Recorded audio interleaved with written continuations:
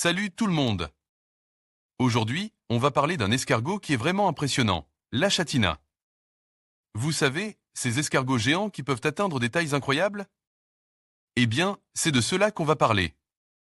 Alors, d'où viennent ces escargots?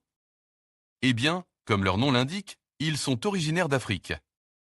On les trouve principalement dans les régions tropicales et subtropicales du continent. Mais attention, l'Achatina n'est pas un escargot qu'on trouve facilement dans la nature. Il est en fait considéré comme une espèce invasive dans de nombreuses régions du monde, car il peut se reproduire très rapidement et causer des dommages importants aux cultures. Maintenant, parlons de l'apparition de ces escargots géants d'Afrique. On pense que les premiers Achatina sont apparus il y a environ 65 millions d'années. C'est-à-dire à la fin du Crétacé, l'époque des dinosaures. Imaginez, ces escargots étaient là avant les humains. L'Achatina est un escargot fascinant, n'est-ce pas?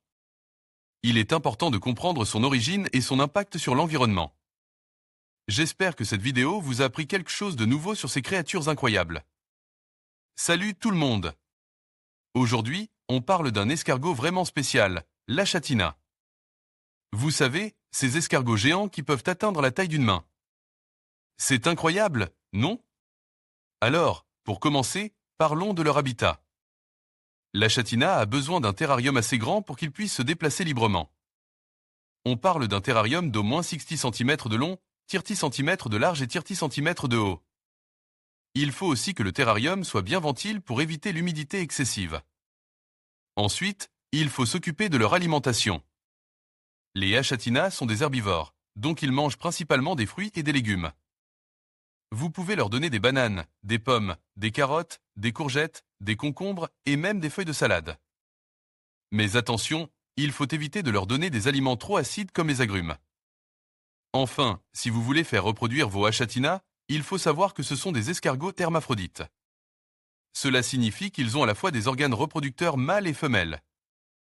Mais pour se reproduire, ils ont besoin d'un partenaire. Après l'accouplement, la femelle pondra des œufs dans le terrarium. Les œufs écloront après quelques semaines et les bébés escargots commenceront à grandir.